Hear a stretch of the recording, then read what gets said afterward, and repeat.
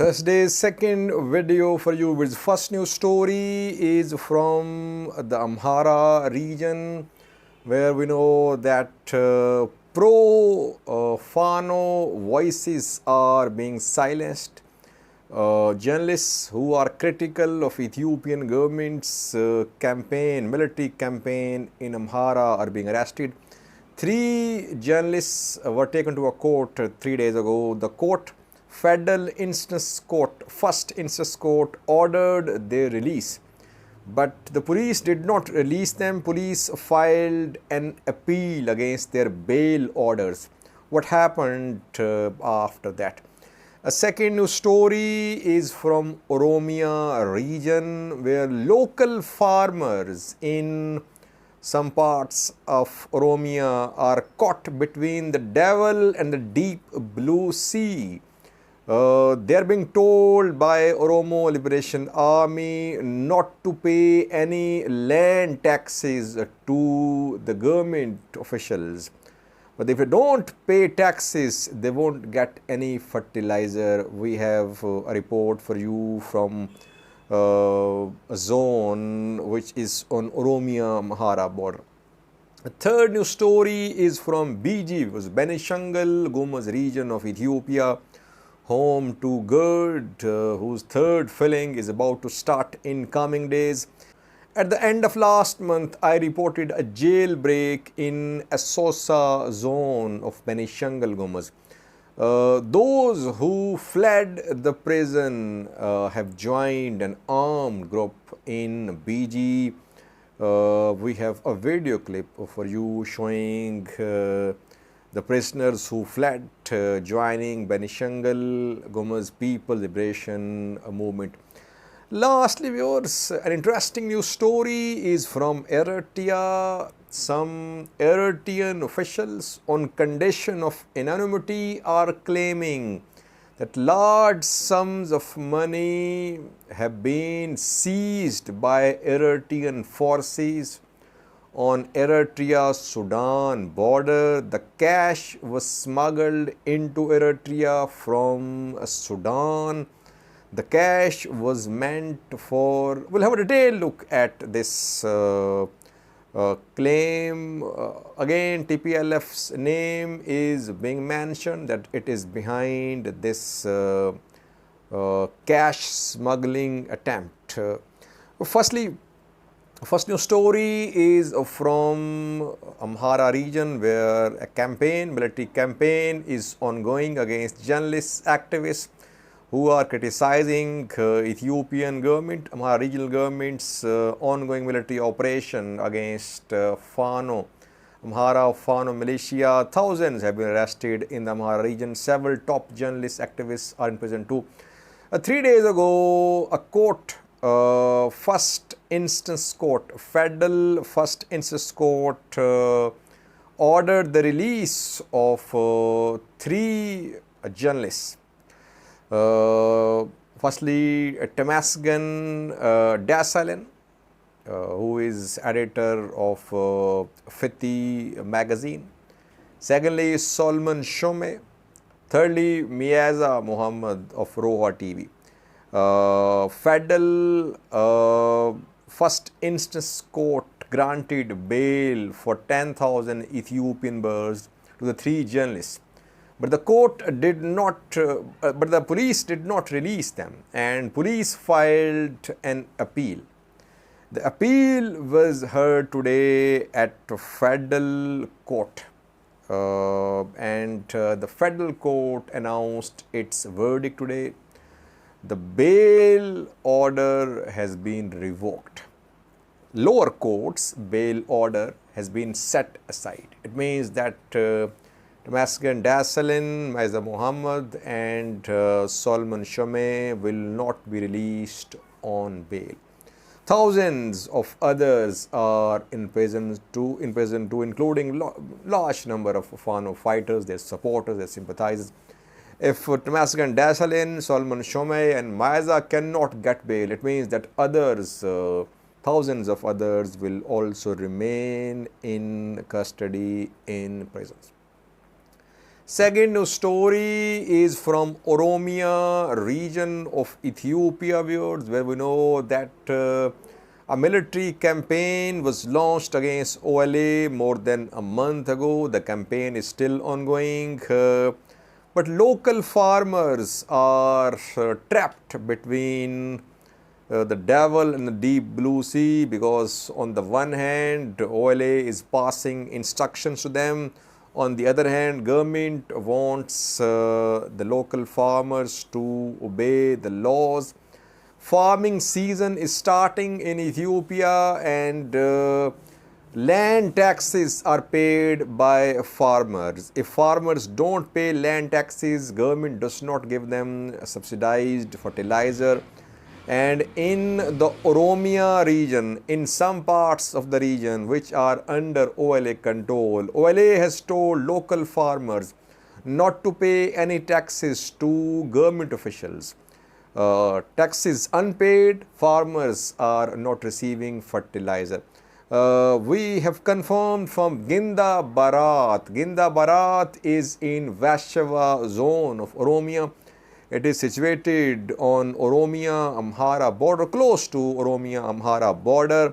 Here OLA is in control of this district, viewers. This Ginda Barat has 33 cabalets, and today we confirmed that most of cabalets are being run by OLA appointed administrators.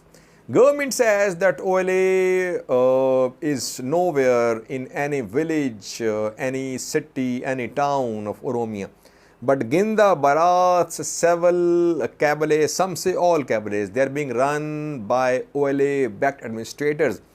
And here farmers, local farmers are in a fix. They don't know what to do.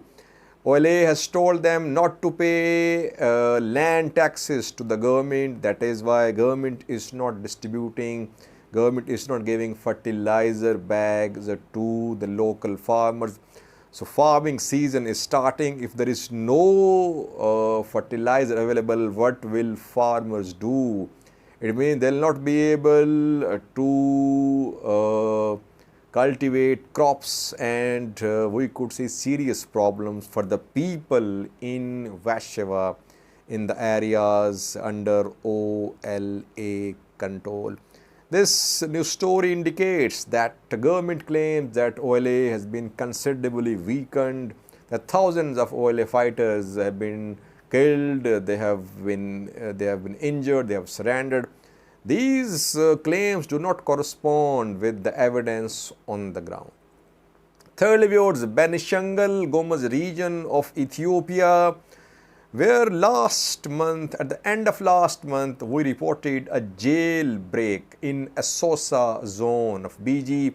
BG is home to GERD, Grand Ethiopian Renaissance Dam. The dam is going to receive its third filling in coming days, and there is deployment of regional forces from different regions to protect the dam site in BG. There is penetration of Oromo Liberation Army as well in BG. An armed group, BPLM, Benishangul People Liberation Movement, has been fighting for years, and at the end of last month, several prisoners fled a prison in Asosa zone. Back then, Taiba Muhammad of prison department confirmed that 17 prisoners had fled the prison in Asosa zone. Now a video is being shared by some BPLM backed sources. They say that these prisoners were BPLM members and they have joined BPLM. We have a video clip for you showing the newly not released, but the prisoners who fled Asosa prison. They can be seen joining their associates of BPLM somewhere in some forest. السلام يا سلام يا سلام مبروك مبروك مبروك مبروك مبروك الشيء عباس ان شاء الله طيب يا الحمد لله سلامة بخير الحمد لله الله العافية بخير الحمد لله الله يسلمك الحمد لله كبار ان شاء الله بخير سلامة الحمد لله الحمد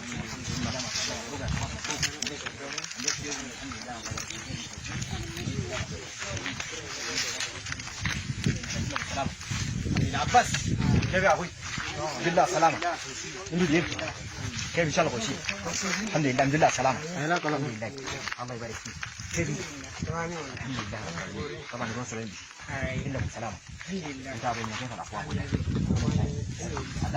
هدار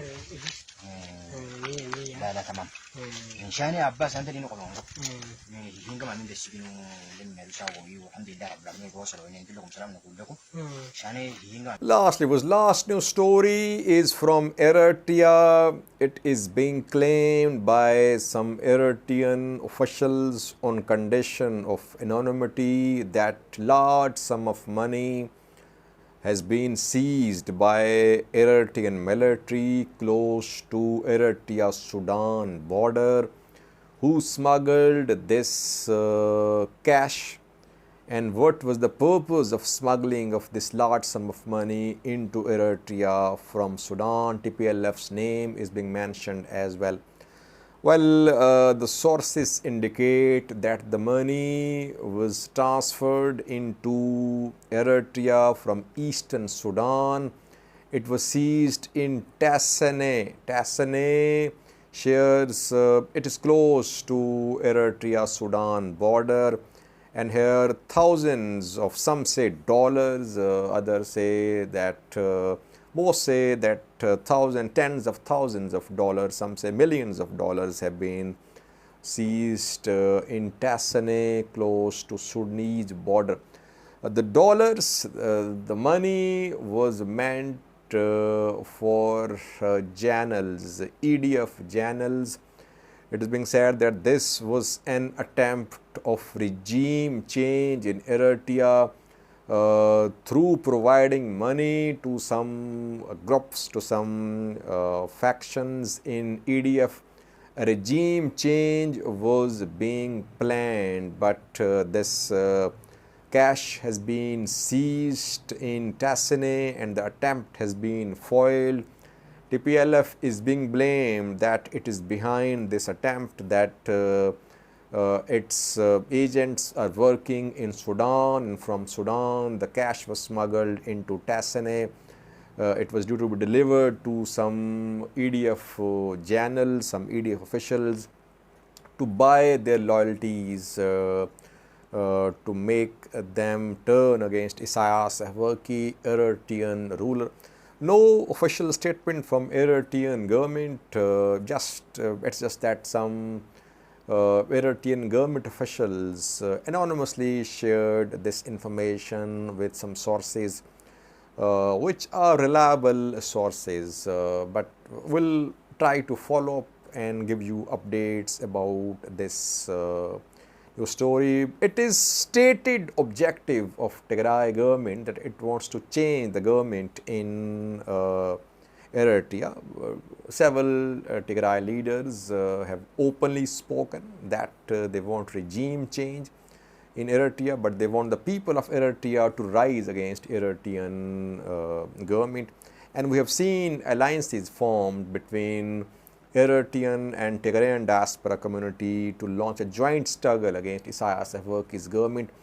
But again, I think so far the evidence is missing. It's just a piece of information shared by Eritrean government officials who are sharing it anonymously. Let's see. We'll update you in coming videos about this news story. Thank you for watching.